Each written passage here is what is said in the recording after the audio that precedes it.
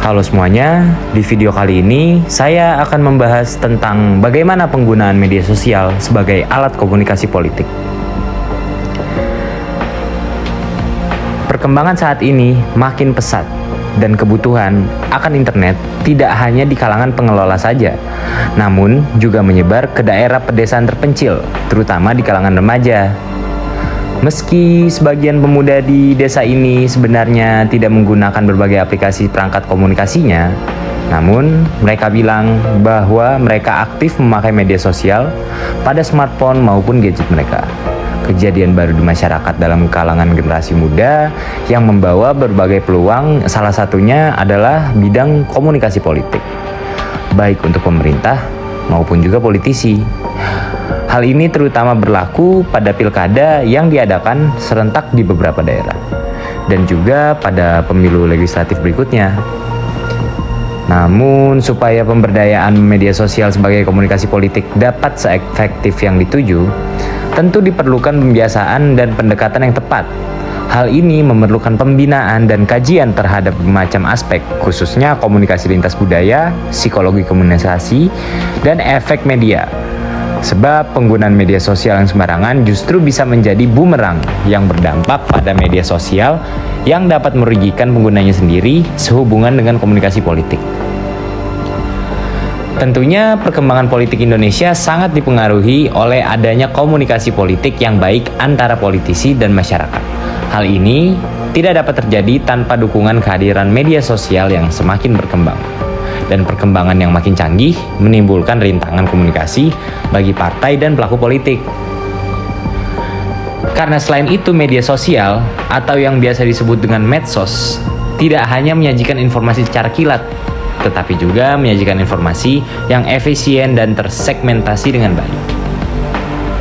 Media sosial memiliki kekuatan yang berpengaruh terhadap opini masyarakat dan juga menggalang dukungan.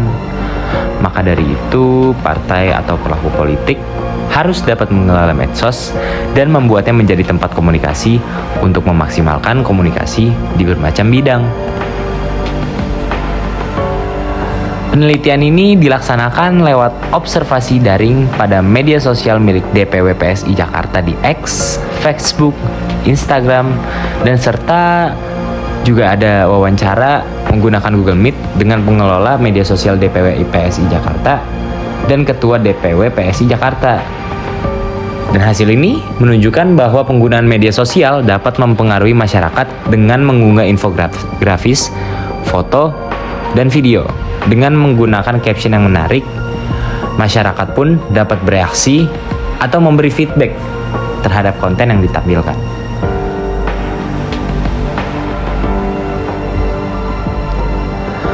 Hal ini dikarenakan penyelenggaraan komunikasi politik sangat terbantu lewat media sosial, seperti mencatat ambisi masyarakat, terjalinnya komunikasi, dan juga dapat menyampaikan maksud dengan lebih efektif dan rinci.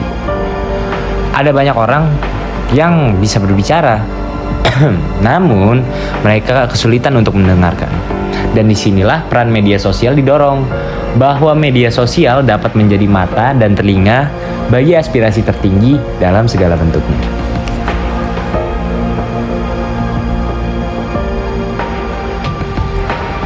Media sosial pun seharusnya bisa menggerakkan banyak orang dalam sekejap, karena kekuatan magisnya dapat dengan cepat melacak penjahat besar. Lantas, seberapa pentingkah peran media sosial sebagai tolak ukur warga untuk ikut serta dalam calon anggota parlemen? Karena kehadirannya memberikan oase baru untuk memahami lebih dalam kondisi masyarakat saat ini.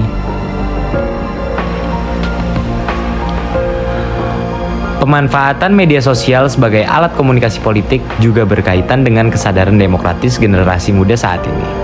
Banyak orang yang menolak membahas politik karena topik ini sangat berat dan biasanya sangat legal.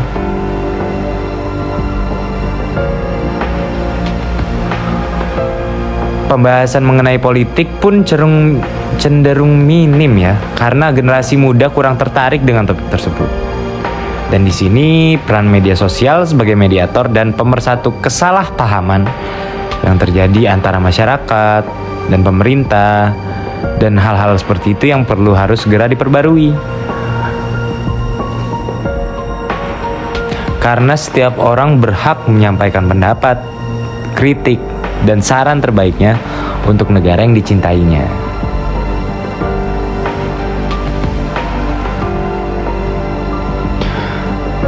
Media sosial yang digunakan sebagai sarana komunikasi verbal dan tertulis bersifat praktis, sederhana, dan terukur. Sangat panjang.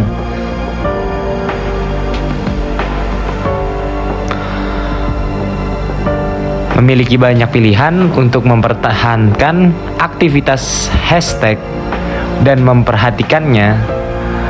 Bisa juga diisi dengan diskusi seputar isu politik, tentu menjadi salah satu keuntungannya. Sebenarnya sih untuk mendaftarkan akun medsos tidaklah sulit sih. Satu email pun memungkinkan Anda untuk menggunakan berbagai platform yang disediakan.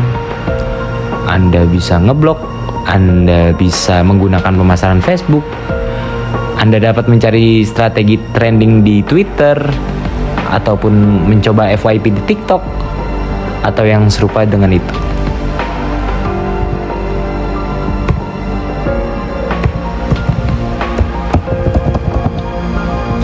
Jika penggunaan media sosial sebagai alat komunikasi politik benar, maka tujuan pemasaran politisi untuk merebut kursi tidak akan sia-sia.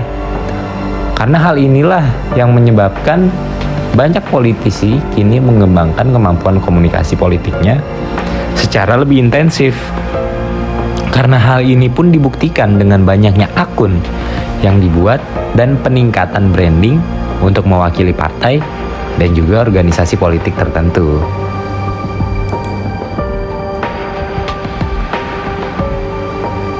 Secara umum, media komunikasi massa dapat dibagi menjadi beberapa tahapan, yaitu yang pertama komunikasi pribadi, komunikasi antarpersonal, komunikasi perantara, dan komunikasi organisasi. Kita mulai dulu dari komunikasi pribadi. Komunikasi pribadi merupakan suatu kegiatan yang dilakukan secara langsung atau tatap muka dengan beberapa orang saja.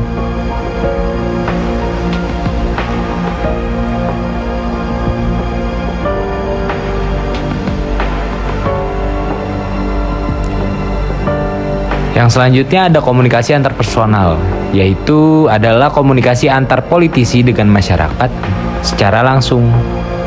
Dalam jangkauan ini, aspeknya lebih luas ya, teman-teman.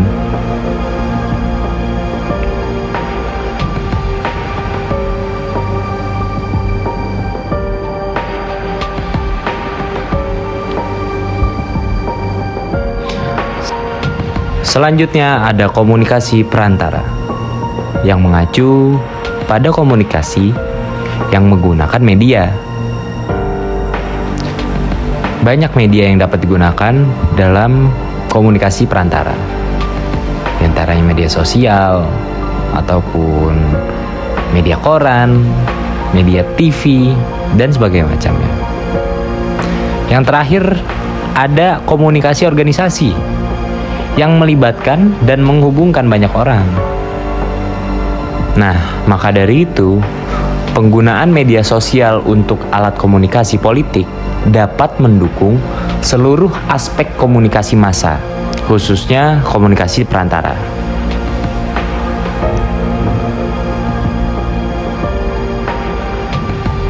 Media sosial telah menjadi forum yang menghubungkan politisi dan masyarakat, sehingga memungkinkan terjadinya kesepakatan dan musyawarah yang mufakat. Dengan cara ini, tumpang tindih dapat diklarifikasi dan solusi dapat ditemukan, sehingga menghasilkan solusi optimal yang menguntungkan semua orang yang terlibat.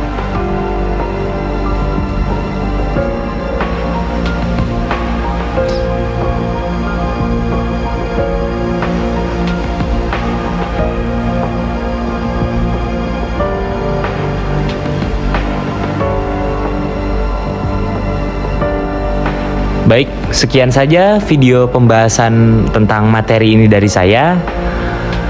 Kurang lebihnya mohon maaf. Wassalamualaikum warahmatullahi wabarakatuh.